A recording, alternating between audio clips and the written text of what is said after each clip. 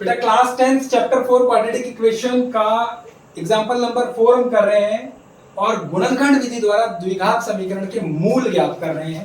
उदाहरण नंबर 4 है कि द्विघात समीकरण 6x² - x - 2 = 0 के मूल ज्ञात कीजिए। Find the root of the quadratic equation 6x² - x - 2 = 0।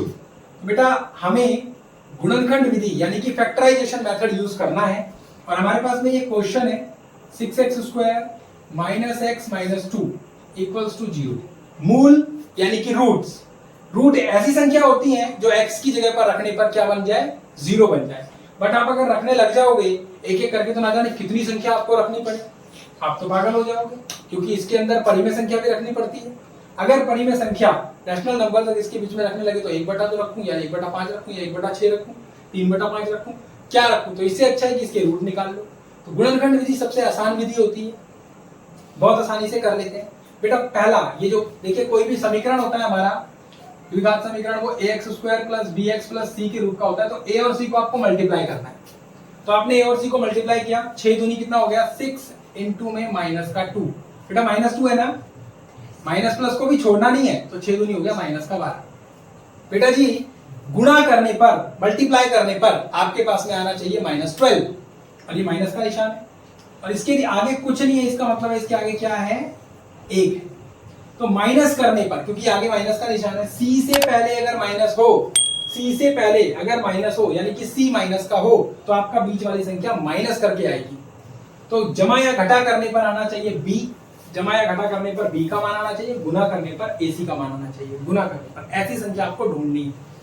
12 के मुझे टुकड़े करने हैं, -12 के मैं टुकड़े करूं और ऐसे टुकड़े करूं कि घटा करने पर तो आए 1, घटा करने पर आए -1 और गुना करने पर 12 आ जाए। तो देखो बेटा मैंने 12 के टुकड़े किए -12 के, तो मैंने इसमें किया सबसे पहले 6 × 2। अब मैंने 6 दूनी कितना होता है बच्चे, 12। किसी को भी मैंने माइनस का बना दिया, ठीक है। अब देखो बेटा 6 - 2 तो कितना आ गया बच्चे, 4 आ गया कि नहीं आ गया?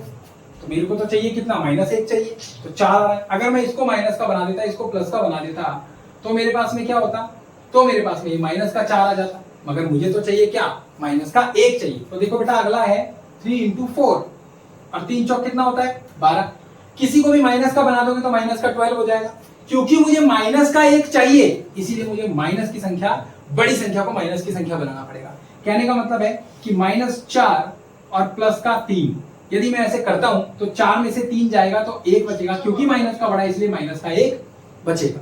तो मेरे पास में बेटा घटा करने पर तो आ गया -1 और गुना करने पर क्या आ गया, 12। अगर मैं इसको माइनस का बनाना पड़ेगा 4 को, क्यों, क्योंकि मुझे माइनस का चाहिए ना, -12 बन गया। यही मेरे फैक्टर बन गए, ये मेरे फैक्टर बन गए, -4 और 3, समझ गए। अब इसकी जगह मैं -4 और 3 लिख दूंगा x के साथ। कैसे, देखिए 6x² - 4x जमा का 3x - 2 = 0। मैंने बताया हर स्टेप पर आप इसको चेक कर सकते हैं। -4x जमा का 3x, ये दोनों जमा घटा होगा तो घट जाएगा, 4 में से 3 गया, 1 बचा, क्योंकि माइनस का बड़ा इसलिए माइनस की संख्या। तो देखो वापस में वही का वही आ गया।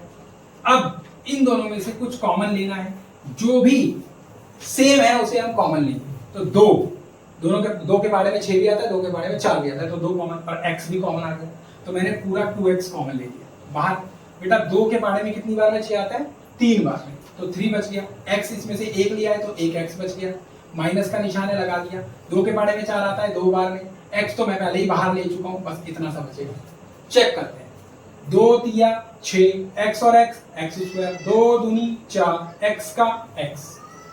अब यहां पर ये बच गया, इन दोनों में से कुछ भी कॉमन नहीं है। मैंने बताया जब कुछ भी कॉमन नहीं होता तो आपका प्लस का 1 या माइनस का 1 कॉमन होता है। बाहर जिस चीज का निशान यहां लगा होगा वही लगाएंगे, प्लस का लगाया, 1 लिख दिया, क्योंकि एक ही कॉमन है और कुछ कॉमन नहीं। ये जो ब्रैकेट था सेम इसी को देखकर लिख दिया, 3x - 2। बेटा करते हैं, 1 को 3x से मल्टीप्लाई किया तो 3x आएगा, 1 को -2 से मल्टीप्लाई किया तो -2 आएगा। सिंपल, इक्वल्स टू में क्या बन गया, 0। अब आपके पास 2 जो है गुणनखंड निकल कर आ गए। क्या निकल कर आए, 2x + 1। बेटा ये और ये दोनों मिलकर एक ब्रैकेट बन जाता है, एक गुणनखंड मिल जाता है। और क्योंकि ये दोनों सेम होते हैं इसलिए इन दोनों में से हम 1 ले लेते हैं, तो ये हो गया 3x - 2 और इक्वल्स टू में क्या आ गया, 0। अब आप क्या निकालेंगे, मूल ज्ञात करेंगे। इसके, यानी कि रूट्स निकाले। तो रूट्स बेटा इससे और इससे दोनों से अलग अलग x के मान निकल रहे हैं। मैंने पहला लिखा 2x + 1 इक्वल्स टू क्या 0 और 3x - 2 इक्वल्स टू क्या आ गया 0, अलग अलग हो गया। तो बेटा 2x इक्वल्स टू क्या हो गया, प्लस का 1 था, बराबर के उधर जाएगा तो क्या हो जाएगा माइनस का 1, और x इक्वल्स टू क्या हो गया माइनस का 1/2 हो गया, पहला निकल कर आ गया। इसी तरह से इसको करेंगे 3x इक्वल्स टू क्या आ गया 2, बेटा माइनस का 2 है तो उधर जाकर क्या हो जाएगा प्लस का, और x का मान कितना आ जाएगा 2/3, 3 क्या हो जाएगा इधर गुना, इधर जाकर क्या हो गया भाग। तो ये दो आपके पास में x के वैल्यूज निकल कर आए। इन x के वैल्यूज को अगर आप ये जो समीकरण है, ये जो आपको इक्वेशन दे रखी है, अगर आप इसमें रखते हैं तो ये इस पूरे इक्वेशन को क्या बना देगा 0 बना देगा। -1/2 रखोगे तो भी और 2/3 रखोगे तो भी। होप आपको क्वेश्चन समझ में आया होगा। ठीक है, thank you so much. Note